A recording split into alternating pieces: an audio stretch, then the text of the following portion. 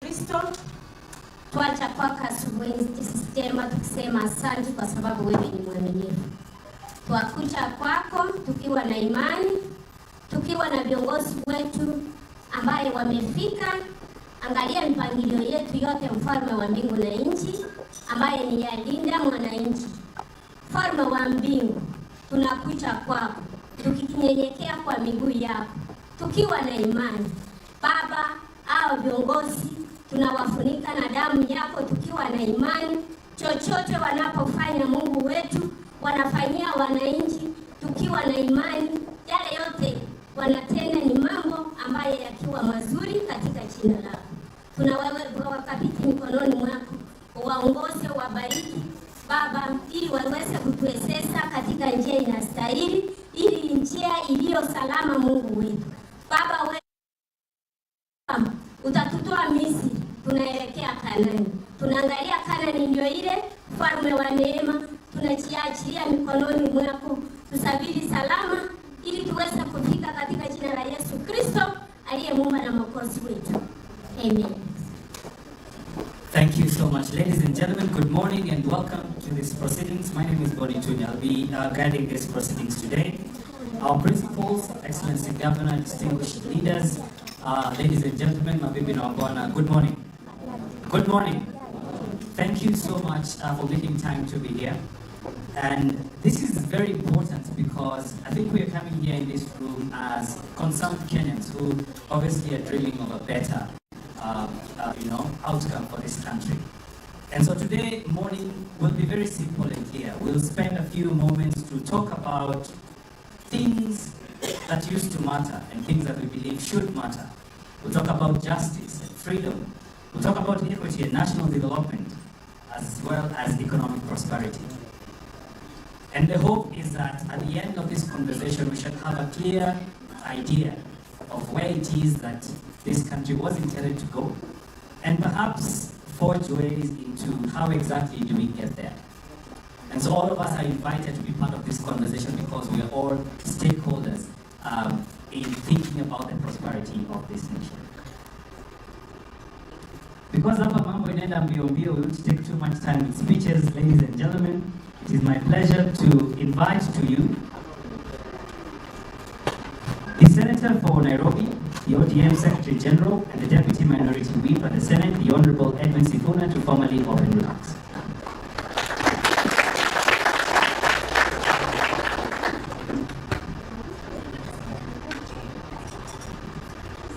Thank you very much. Good morning, everyone. Good morning, everyone. Yeah, I know we are dealing with difficult topics, but you have to look a bit more lively. There is tea, we made sure of that. So if you have not had a cup of that, help yourselves. We are here this morning as the leadership of the Linda Mwananchi to release a status report on the implementation of the 10-point agenda as we see it as Kenyans. The Linda Mwananchi team here is going to be introduced quickly. I'll start on the left. They are sitting on the front here. If I don't mention your name, you will pass notes so that we know who is in the room. Or I start on the right. On the right today is the Honorable Babu Owino, Member of Parliament for Bakassi East. Next to a gentleman known as Brian Weke, we all know him, the MCA for Kilimani and the Leader of Majority in majority whip in the County Assembly of Nairobi, Moses Ogeto, the MP for Funyula, the Honorable Dr. Ouno, the MP for Kaiti in Makueni County was our host on Saturday, the Honorable Joshua Kimil. We have the Honorable Danson Washako, MP for Nani, Kenya Taveta. Then we have the Deputy Party Leader of ODM and Senator for Vihiga, the Honorable Dr. Then we have Nyati, the Governor of Governor James Orengo needs no introduction. Next to him is Honorable Anthony Kibageni, Member of Parliament, Kilifi Church South. We have Mzee Mzima here, the boxer himself. Honorable Ruben Doro, former MP Makadara. Then we have the newly minted leader of the majority in the National Assembly, Member of Parliament, Super South, Secretary General of the Azimio Coalition, the Honorable Karojo Mondi is here. Then we have kijana mdogo sana anaitwa Obadia Barongo Machoko Mrako. Then we have my brother Mboko Kitutu Matata, MP Clive Gisairo, and TikToker number 1, as is well known. If I have not introduced you, I will still introduce you. Brian, wait till you pass me the list of any leader that is seated maybe at the back there. I don't know who decided on this lighting, but I will trust you. There must be a reason for the theme. Now, we intend to run this program very quickly. We have a statement that we prepared to be able to lay a basis for what we are doing here this morning. After this statement is done, we will invite one of us to come and take you through the report, and then we will have a bit of plenary discussions, and we would like to hear from you, all of you who are in this room today, if our assessment of the state of the nation reflects your own assessment of the state of the nation. So without further ado, this is the statement by the Linda Mwananchi leaders on the status of the 10-point agenda and the committee overseeing its implementation. Distinguished ladies and gentlemen, last Saturday, March 7, 2026, was the day on which the committee overseeing the implementation of the 10-point agenda between our late leader, the Right Honorable Raila Odinga, and President William Ruto was expected to release its final comprehensive report. As Kenyans now know, that did not happen.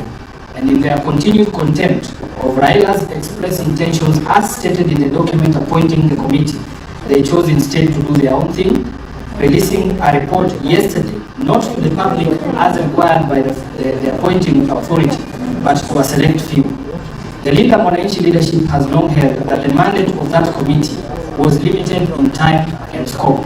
When they were appointed, it was stated in plain English that they would be required to present progress reports every 2 months, with a final report on the 7th of March 2026. This finality deliberately falling neatly on the same date as the expiry of the 2 signatures of the document. Their sole mission, therefore, was to ensure implementation of the 10 items and deliver a final report on the 7th of March, period. What we witnessed yesterday was a shameful charade meant to hoodwink the public that the MOU had been implemented when it is obvious to all Kenyans that nothing could be further from the truth. This fact became apparent in a most embarrassing manner when attendees led by the Governor, Cecily Mariri, openly challenged the President on the contents of the so-called report.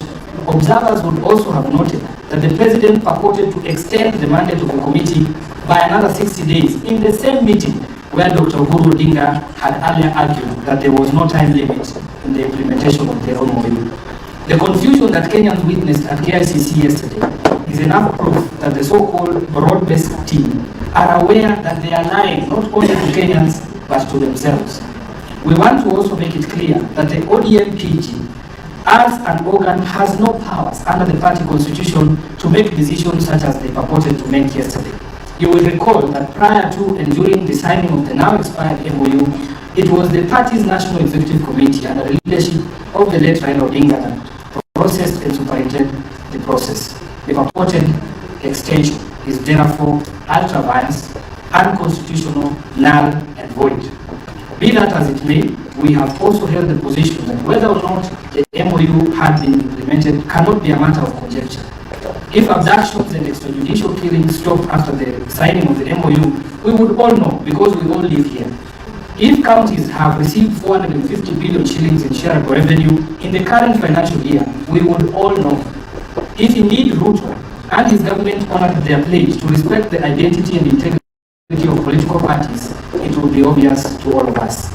Today, we wish to present a full report detailing the failures in implementation of the 10-point agenda, breaking down each agenda item and the falsehoods used to wrap them. Indeed, we have noticed that at the tail end of its mandate, the committee suddenly started traveling across the country, purporting to be conducting public participation. Yet the resolution to the 10 agenda items lay squarely with the regime of President William Ruto. Our expectation was that the committee would be domiciled at State House, seeking answers there on a daily.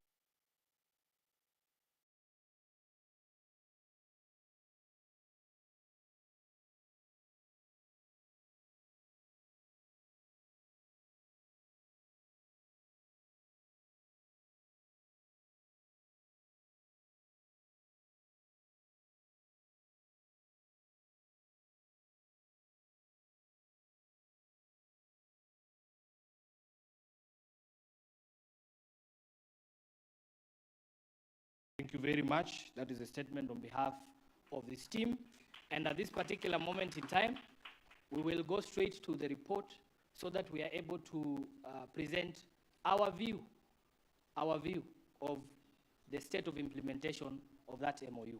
I would like to invite on stage the Member of Parliament, Suba South, SG Azimio, Majority Leader, National Assembly, the Honorable Karoli.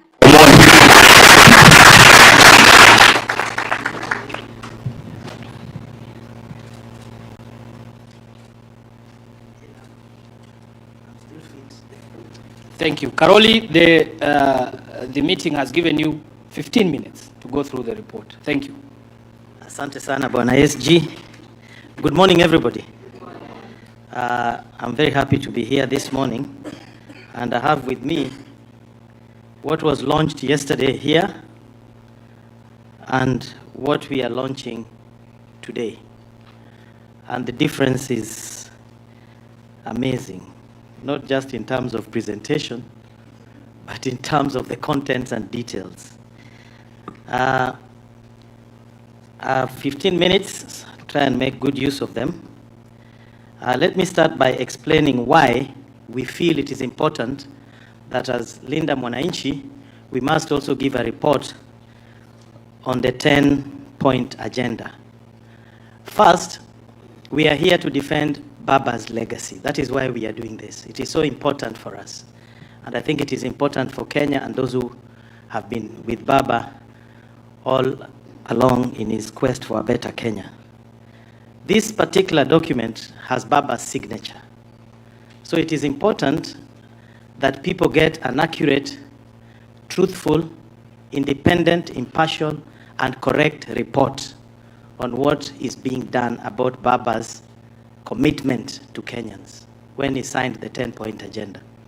We are here to make sure political fraud is not committed on Kenyans in the name of Baba. That is why we are here. We must protect Baba's legacy. That is our duty as members of ODM, as members of Linda Mwananchi, as people who worked with Baba. Secondly, whether it is NADCO or whether it is the 10-point agenda, these documents were made in the name of the people. So there must be a people's report, not what you saw yesterday, a conspiracy of some sort. The people themselves must give a verdict. And what we are going to give here today is the people's report on what they think on the implementation of NADCO and the 10-point agenda. And finally, we all have national values in our constitution. There must be accountability. When leaders make certain public commitments, they must be held accountable. What we are trying to do here is to hold those who signed this to be accountable to Kenyans. So people may ask, how did we get about in compiling this report? What was our methodology? We did exactly what is expected in a situation like this.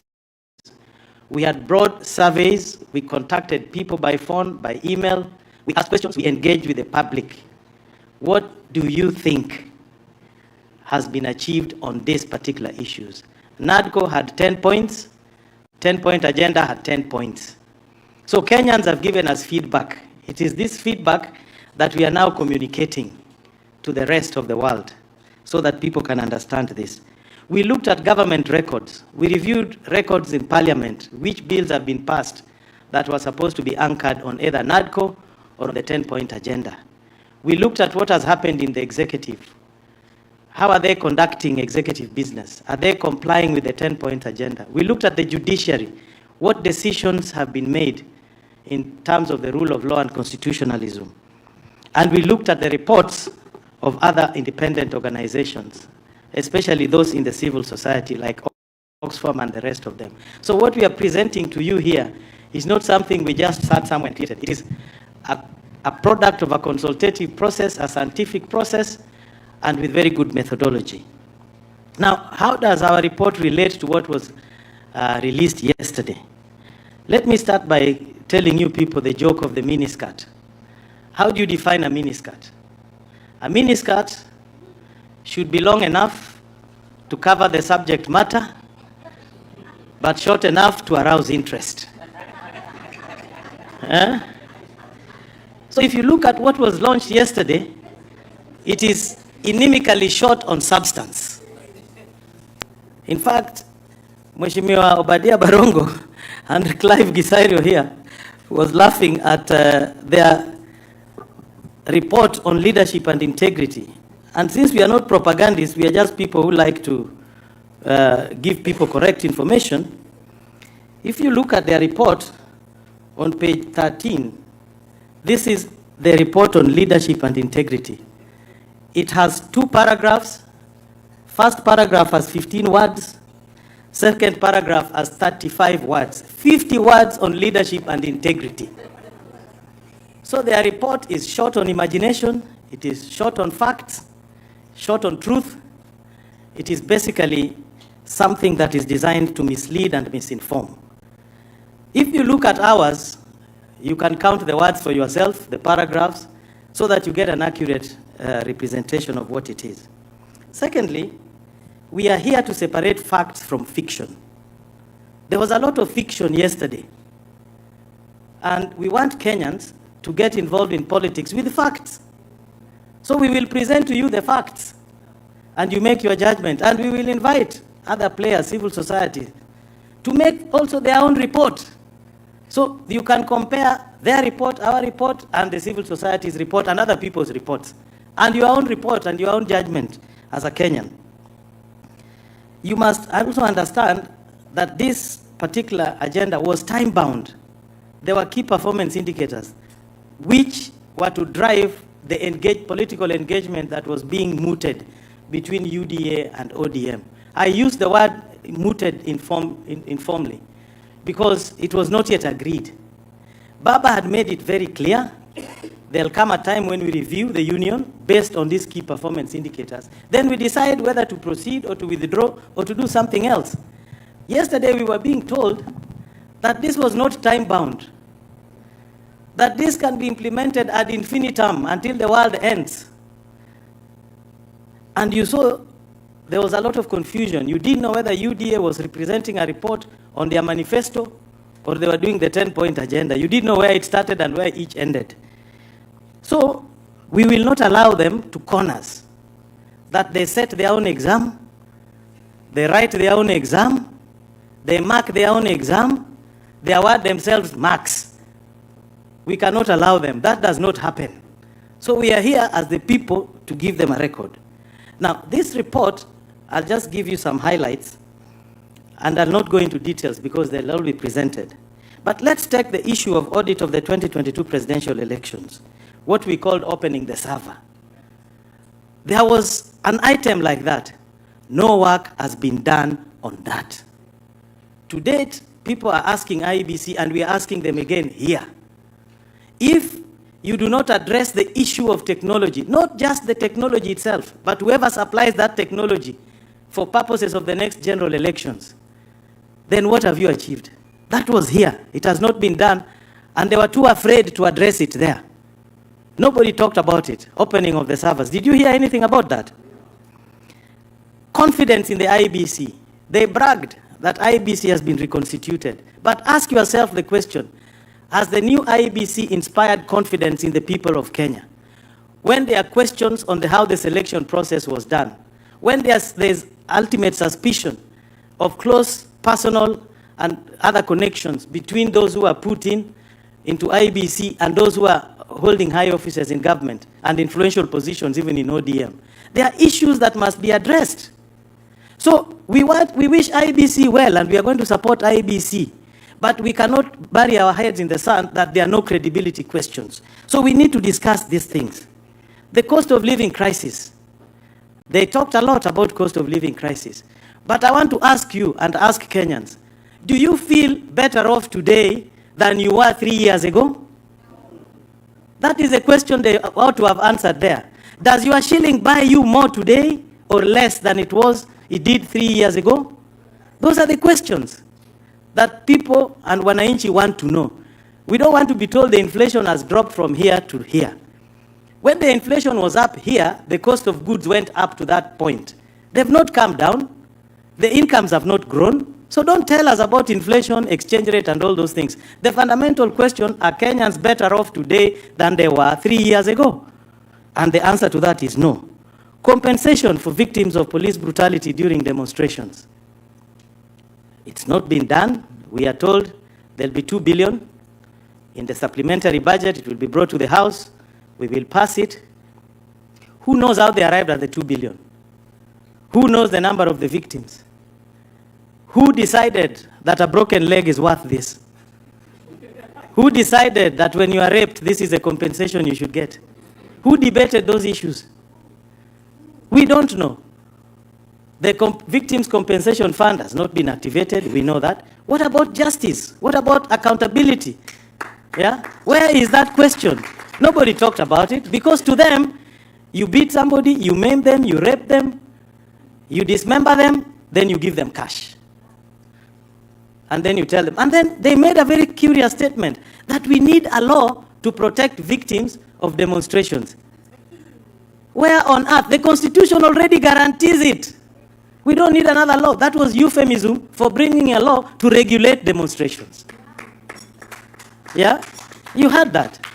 So when you look at the report, those are the questions you should ask yourself. Corruption.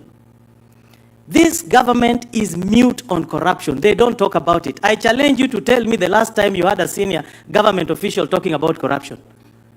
Tell me when. Oxfam's report, in terms of success rate, EACC has the lowest ever since it was constituted in the late 90s, 9% on corruption. They cannot talk about corruption. And I'll give you some basic examples. What just happened recently, which you saw.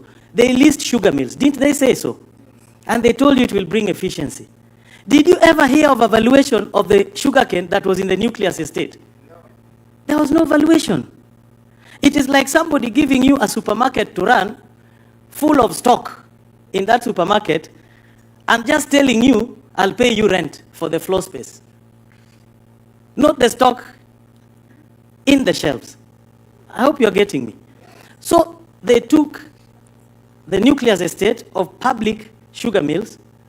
They are turning it into sugar, selling and getting money. That is open theft.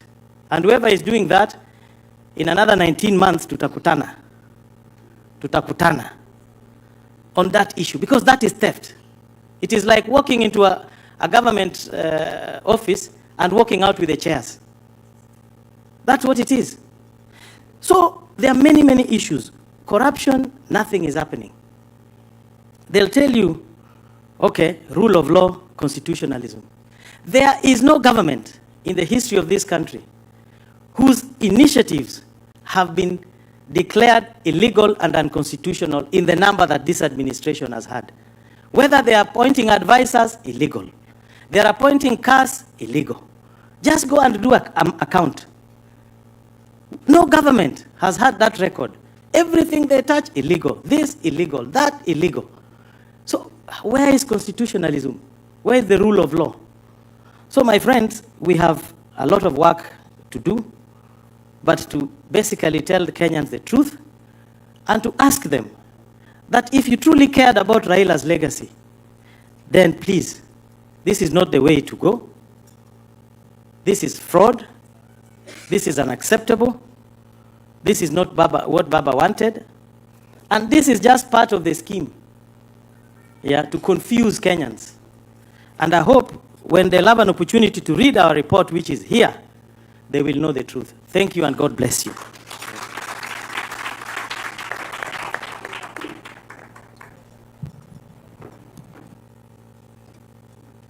Another round of applause for the Honorable Aoli Omondi. Now, at this particular stage, we are going to go thematic. We will hear from members of parliament present here, from Governor Orengo and Senator Ososi. And then we will hear from you as well on your assessment of the report that we are going to present here. So, Honorable Babu, let's start with you. You have 5 minutes, then we invite the next colleagues. Thank you very much, SG. God is good. All the time. And all the time. God is good. Thank you. And about the 10-point agenda that was purportedly released yesterday, I want to say that that was just a mere PR exercise.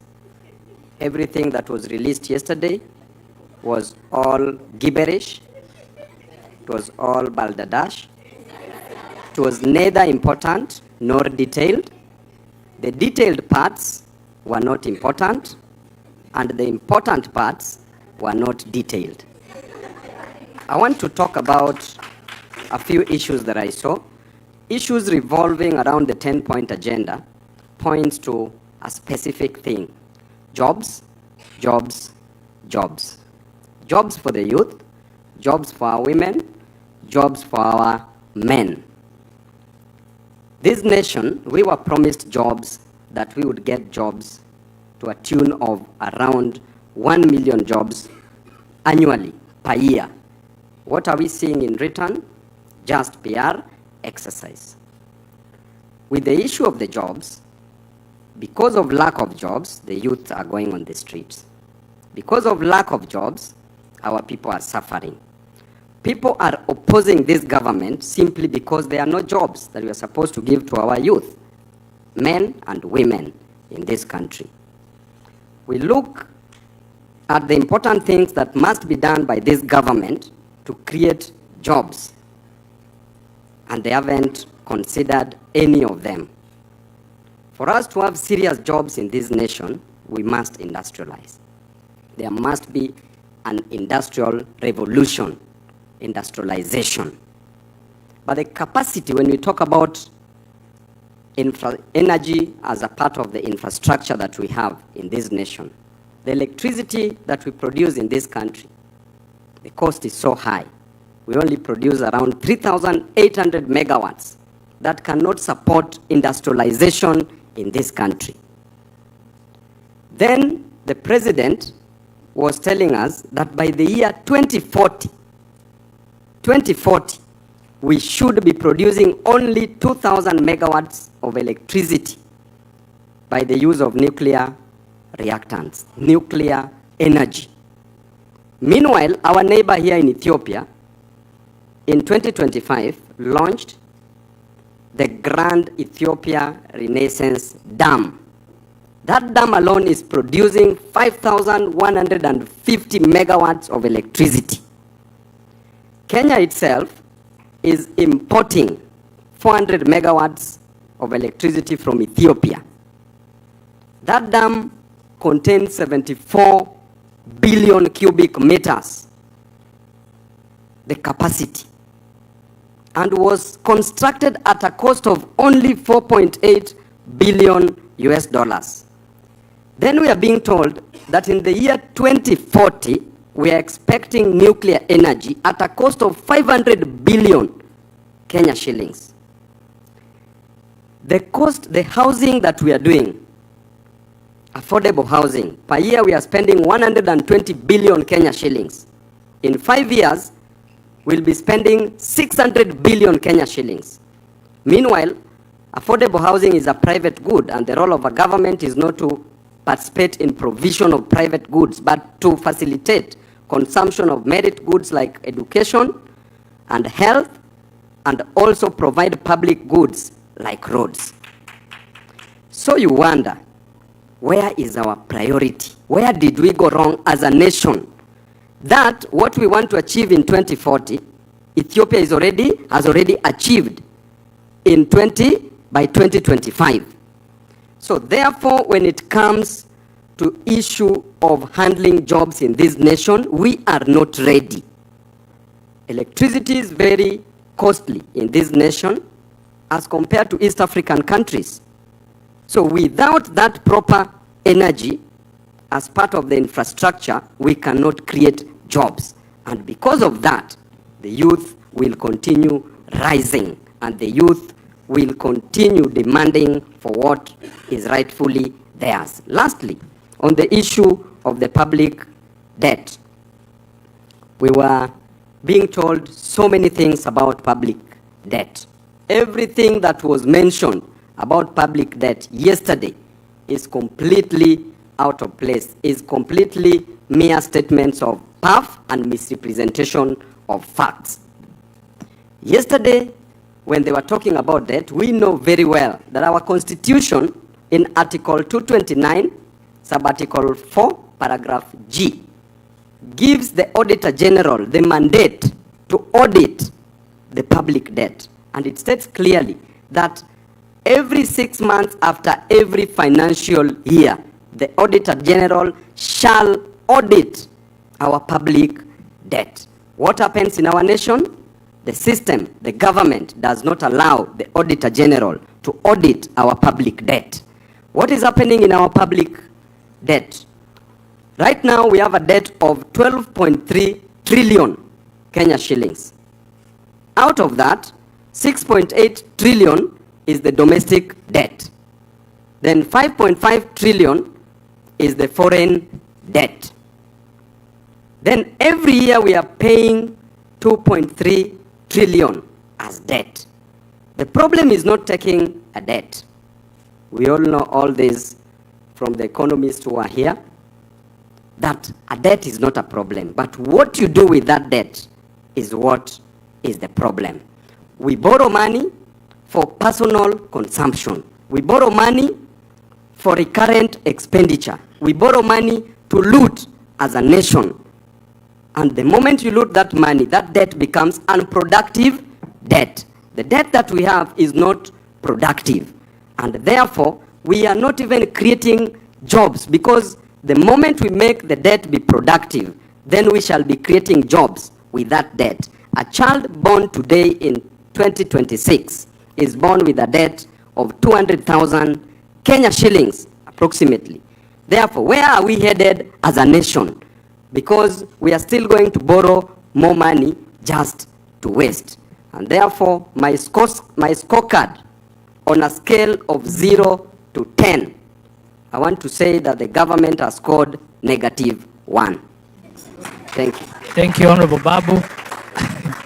Honorable Undo, 5 minutes, please, so that we can engage the... Thank you. Thank you, ladies and gentlemen. When I listened yesterday and what I read yesterday, it was a sad day for Kenya. It was a sad day for the followers of Raila Amolo Odinga. It was a sad day for Raila Amolo Odinga, wherever he is. What I saw yesterday was actually a praise and worship of the king at State House. It's such a shame that ODM leadership can stoop that low to go and praise the president for doing nothing. I do not know what they have been fed on since Baba Raila Amolo Odinga departed on the world. Let me focus on the economic issues. They keep on gloating that the economy is expanding, the economy is growing. But truth be told, the Kenyan economy has remained stagnant all the 3.5 years President Ruto has been in the office. When you look at the statistics, the Kenya National Bureau of Standard Statistics clearly indicates nothing has changed. The poverty level nationally has remained about 38% out of the total population of the Republic of Kenya. There is this issue they keep on pontificating all over about the reduction in inflation rate. Kenyans, and this is where the lie lies.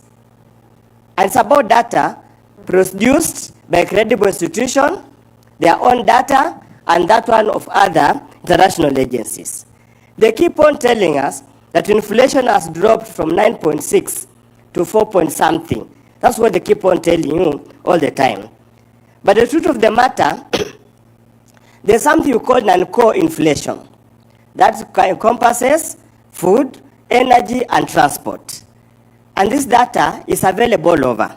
As at the end of December 2025, the rate stood at 10.1%. 10.1%. So the true inflation that affects the common Mwananchi stood at 10.1% against the lies we keep on being told 4.5%. We are being told that the economy has stabilized and has grown. And as my colleague Babu has said, how many youths have been employed?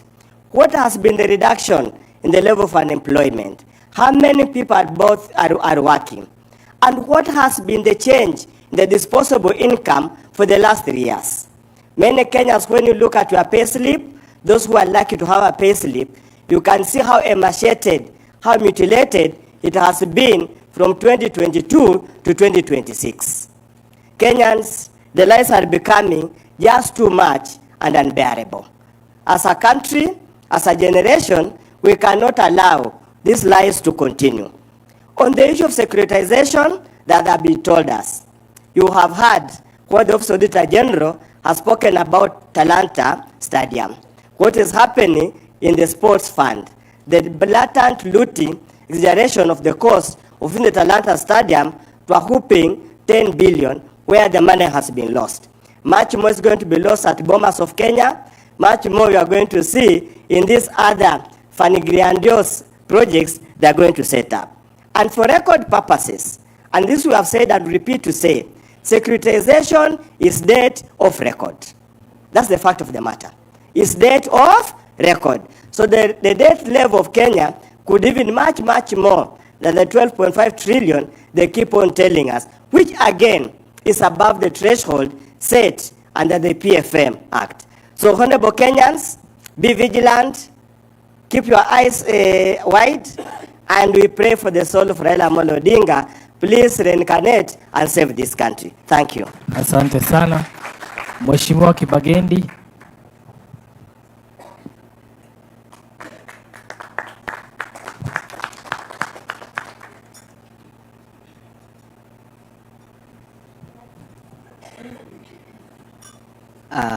Thank you, my SG, and I'm indeed proud to be associated with this wonderful team, people who truly mind about our country. I would like to speak initially on issues to do with the in the 10 points agenda. One of the issues we wanted tackled is the issue of protection of rights to assembly. You realize we are in political competition, and we need to have what I can call a dignified political competition. We, however, have realized each time we try to assemble, or each time we have a rally or a function anywhere in the country, this fearful legion of looters have continued to try and disorganize us. They even send goons to our meetings. And this has happened not just to our team, any other kind of assembly of other politicians, including the United Opposition, for which we would like to tell this regime that it is high time on this particular one. We are giving you, like Babu Wino said, -1. For me, I'll give you 1 on the protection of rights to assemble. The other thing I would like to talk about is corruption, and focus for me will be around the Ministry of Health and SHA. You realize this is an area I've given a lot of attention, and you have seen me even at one point have a very intense altercation with the architect of corruption in that ministry, Honorable Duale. Honorable Duale constantly plays politics with the people of this country. You have seen the Auditor General has given reports not once, not twice, whereby lots of money have gotten lost from SHA.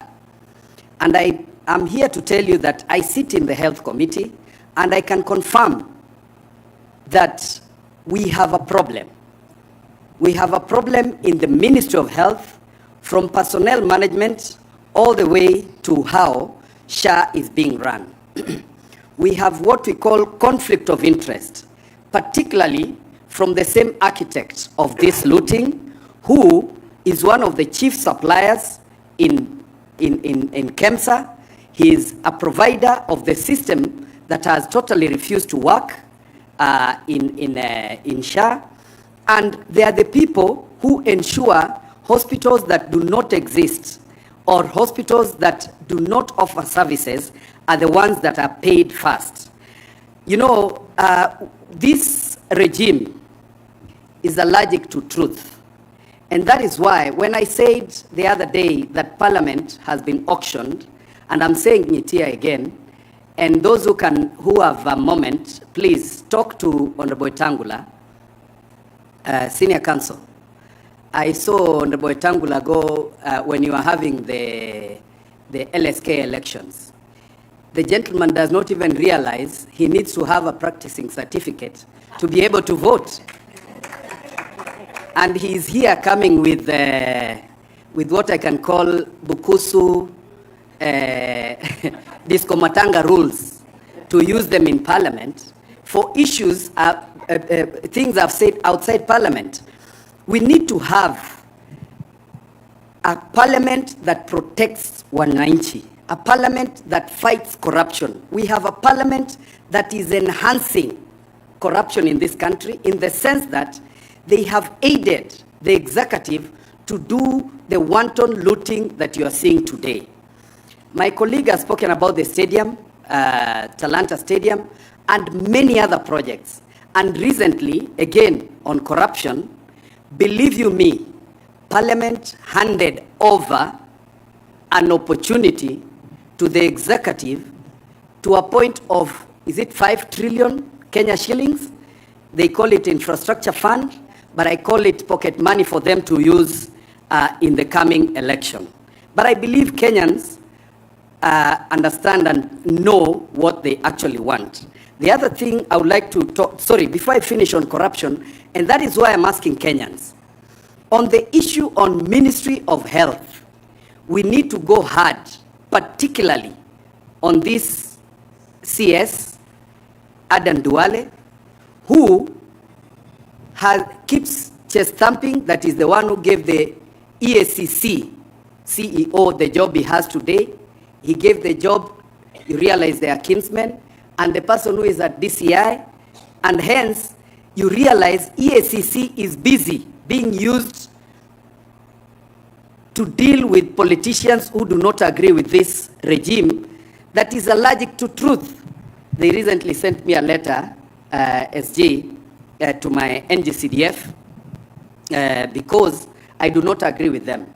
They sent a letter to the fund manager, and they are not specific, even on the specific project they want to look at. They are on a fishing expedition, and it is Duale who is instigating this. It is Duale, and it is because I will continue. I will not be intimidated. I'll continue talking about the corruption in SHA. We will not stop. And I'm calling upon Kenyans. It is high time, including the TikTokers, let us aggressively pursue this issue of corruption in SHA. Now, to finish, I've heard the president throw around numbers. about the number of people that have been employed in government. 1 minute he says there are 250,000 people employed in Mjengo, as if every Kenyan is a fundi.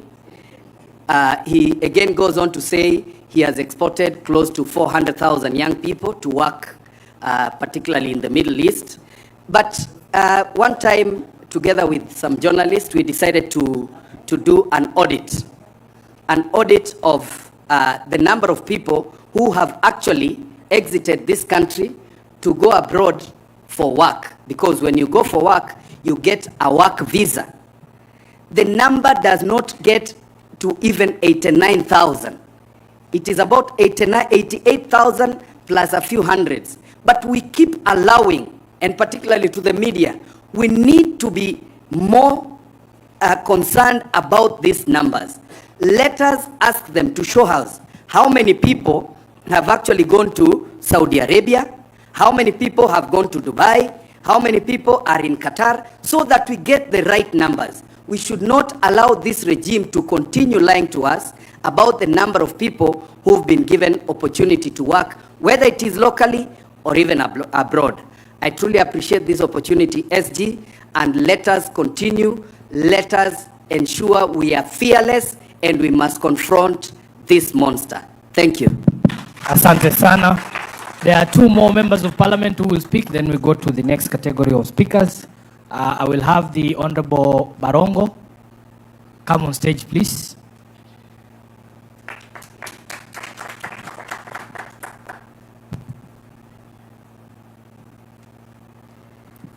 Thank you very much, Mheshimiwa Sifuna.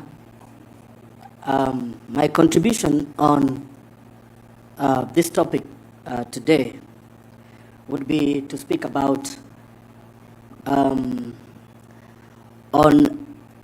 point number 10, which is promoting sovereignty of the people and rule of law and constitutionalism. Now, dear Kenyans, I'm sure you have read in the sections of the media something that I would call passports gate. Kenya has been able to issue a passport to a gentleman related to a war general in a neighboring country. This has removed the neutrality that Kenya has had for a very long time in diplomatic circles. This action, if the country that we infringe with decides that they are going to take an action that is detrimental to our country. For example, you understand that these neighboring countries also import our tea. Now, if they decide to ban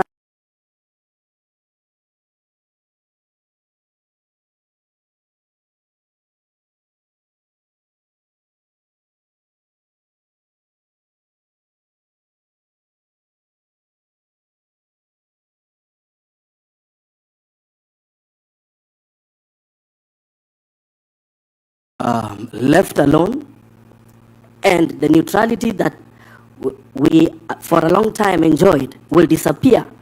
Kenyans going into other countries will now go through a multiple layer of security checks, which we did not have previously. Does this really help Kenyans, or it leaves us poorer than we used to be? Now, also on the right to peaceful assembly, just this morning, the state again has sent goons to this venue to come and interrupt what I believe is a constitutional undertaking. A government that knows what it is doing should not be afraid of a peaceful assembly of people where we are just going to contribute to a discourse that is meant to make our country better. During our Linda Mwananchi rally at Kitengela, there's a gentleman called Vincent Ayomo who was killed. What has happened? What has the government done since that loss? And as we are heading into an election, what should we expect from this government? Are Kenyans optimistic that this government is going to create an environment in which Kenyans will exercise their full rights of choosing the leaders that they desire to push this country forward.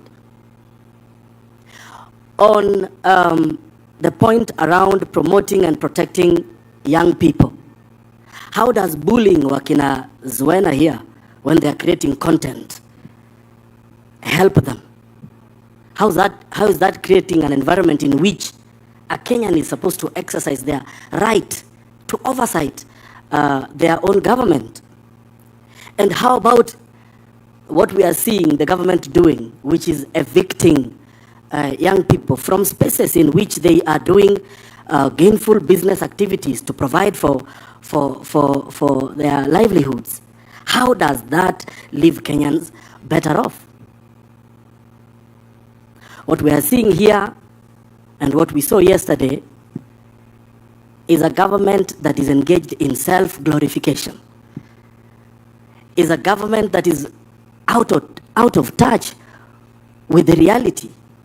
We might say all of these things that we want to say here this morning, but the fundamental question we should ask ourselves is, are we better off? Are we better off? I can speak personally about my payslip. This government takes a lot of money from my payslip. It is an amount of money which, if I had, would today be employing more than 6 people on a minimum wage. How am I supposed to be happy about that? For this and other reasons and the contributions that my colleagues have made, we want to ask Kenyans not to be defeated in their minds, to maintain the vigilance at an individual level. As leaders, we can say whatever it is that we want to say here, but as Kenyans, we must decide that we want better for our country. And if we do that, we will be very ready to die standing than to die kneeling. Thank you very much. Asante sana. At this stage, I want to apologize for the gender monotony. There is a reason. Our colleagues in Parliament of the female gender have found themselves in a very tough situation. They are the focus of all sorts of intimidation from political parties. In fact, if you remember, there is a senator who was kicked out of Senate just because she appeared at a rally for the united opposition. That's not to say they are not with us. You will be very surprised. When the time comes, they will come out when it is safe. We are creating an environment where it will be safe for everyone to come out. So, lastly, the Member of Parliament, Clive Gisairo, please 5 minutes, then we go to the next round. In the next round, you will see some bold young women who no one can threaten. They will also be speaking. Thank you.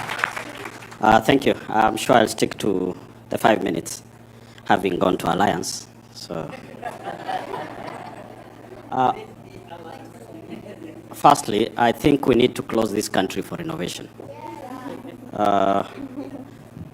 And while doing renovation, we'll start the cleanup from State House, because that's the heart of the mess of this country. One of the 10-point agendas was to stop wastage of public resources and promoting government efficiency. Listening to them yesterday, the first thing they said in stopping wastage was doing away with the spouses and all those shenanigans. You cut on spouses, but your State House budget goes up to 17 billion. I do not need to make public what I give my wife. I just need to get it for myself, and wife is taken care of. And that's what they are doing. We are not fools, and we are not going to be fooled. The young people are up to the task, and they are going to take everyone on. When you cancel foreign travel, as you said, and then you ensure the Kenya Air Force helicopter never lands, actually it's a touch and go for refueling. That is not cutting cost on travel. You just moved foreign and turned your counties to be the foreign nations. So when you're moving from this county, the next minute you're in the next county. And then we say we are cutting travel costs. We are not. We've actually ballooned travel costs. Tell me when you never heard of that helicopter for 72 hours. landing somewhere in this country? What's the cost of keeping a helicopter on the air? Nowadays, the pilots of that plane are most known faces other than the aide-de-camp of the president. We talked about promoting and protecting the livelihoods of the young people. We don't know this government what exactly we'll make reference to. Will it be the Hustler Fund, which none of us knows the results, the outcome, how many youth it has benefited? Can they be paraded somewhere? We see them. Or does any one of you know any? Are we going to talk about the empowerment program? Whose funding we didn't know it was coming from? Our colleagues in parliament were all over the place with empowerment programs, spending billions of funds that nobody knows the source and the intended outcome of those level of tokenisms. Today, we are now riding on a World Bank funded project called Nyota. It has been politicized. Why will you need to take a chopper to go launch 22,000 shillings? How crazy can you get? You know, you can be holding a doctorate degree, you can be a doctor by title. After all, can he have a photo of his classmates? We don't know where some of these titles are gotten from because the acts and actions do not reflect the title and the degrees you claim to hold. These are some of the small things that are angering the young people of this nation. And we want the anger to grow. We want the anger to manifest into serious temper. If ikiwezekana, hasira ya Mkisii is now allowed in all Kenyans. We've been having the issues of teacher employment. Oh, we've employed 100,000 teachers. Cut us some crap.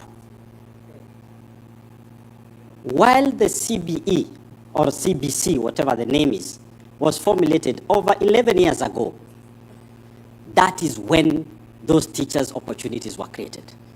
Because junior school was going to be there, you like it or not, and teachers had to be employed. So stop riding on things that were automatic. Even if we were to have a madman in that house, I'm not saying the one who is there is not mad, the same thing was going to happen. So we need to have a bigger discussion, a discussion that talks of facts and things that are actually new, creating opportunities for the young people. Yes, Talanta Stadium is good. But where will you get the talent to go to that Talanta Stadium if the stadiums in the villages are not anything to talk about? In my own county, we don't have a single stadium. So how do I promote and donate someone to come to play at Talanta Stadium? We are getting it wrong because we are so focused on not being Kenyans, but being Singaporeans. We need to be Kenyans. We need to fix the Kenyan problem. For those of us who want to be in Singapore, nowadays, if Singapore Airlines does not land in JKIA, we'll get it some hours to land there, pick some of them and go. When we're talking about protecting and strengthening devolution, they don't even know the number. They launched and said, in the shareable revenue this year, they're going to get 450 billion. While I sat in parliament, it's 420 billion. How do you get it wrong with 30 billion? Hata kama hesabu ilikushinda daktari. 30 billion is quite a big gap to get it wrong. Next time, get it wrong with 2 billion. And on the same thing on devolution, choose whether you are national government or county government. Our governors are being coerced to get into agreements, into marriages that are actually not healthy. We've seen the national government going to launch things that will be done by county governments, not just what you saw about Nairobi. Now, I was in the same year with Sakaja. They get embarrassed sometimes. But we keep praying for him, that he gets some strength to be able to stand. Otherwise, another governor is coming. I can see him here. Someone with some steel balls to take charge some of these things. The infrastructure fund that they are clearly pushing through, you know, the project is supposed to be identified. If you look at the bill taken to some board, go to cabinet, come back to parliament, and then the whole thing is actualized. Yesterday already, Mr. Board, Mr. Cabinet, Mr. Parliament already allocated the funds. He said 15 billion to the airport. He's already allocating the fund. He's already ahead of us. And that is why this country will not go anywhere. Because the advised is the advisor. He's the implementer, he's the oversight. I pity my colleagues who've chosen to be in a great choir that sings more praises than they do on Sunday and Saturday. I pity you because you do not represent these people. And we'll stand. No one should tell you that we'll be cowed. No one. Sisi tuko tayari. We live by that spirit of Baba. Sisi tuko tayari. Thank you very much. Asante sana. Makofi ya Mheshimiwa Clive Gisairo. I think he has spoken very well. Before I call the next speaker, I just want to recognize a few leaders who are in the house. Kennedy Odhiambo for this. Thank you very much. Ahmed Khalif. Amedo. Simama watu wa kuone. Tom Madanje yuko wapi? Thank you sir. Mheshimiwa David Ayoi yuko na sisi hapa. Mheshimiwa Caroline Mayunzu yuko hapa. Kijana mdogo Brayo Yobra yuko hapa. Nimeambiwa Paulino Woko yuko somewhere. I have not seen her. Can she stand? Oh yes. Thank you for coming. The TikTok buddy is in the house. She'll come on stage kidogo aongee. Mheshimiwa Alex Matere is in the house.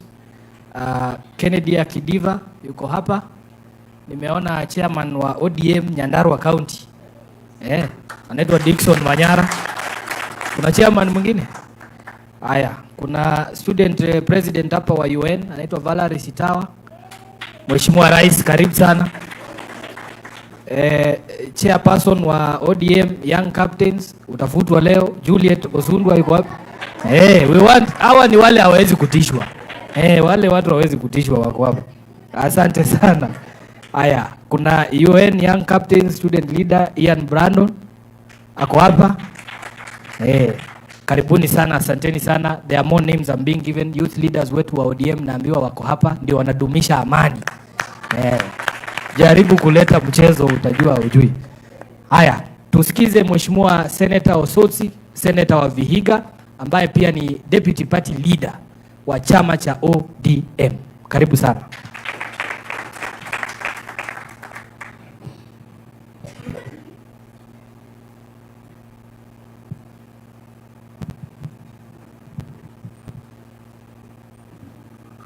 Good morning, everyone. Let me start by saying that I'm very happy this morning because when I was seated there going through the two documents, the one prepared by this Kenya Kwanza government and the other one prepared by Linda Mwananchi, I could see that indeed Linda Mwananchi is the government in waiting.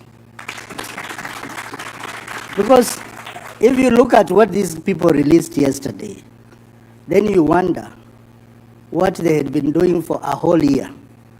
And in fact, one of the resolutions of this gathering should be that Senator Zani-led committee should be surcharged for spending public money and doing nothing.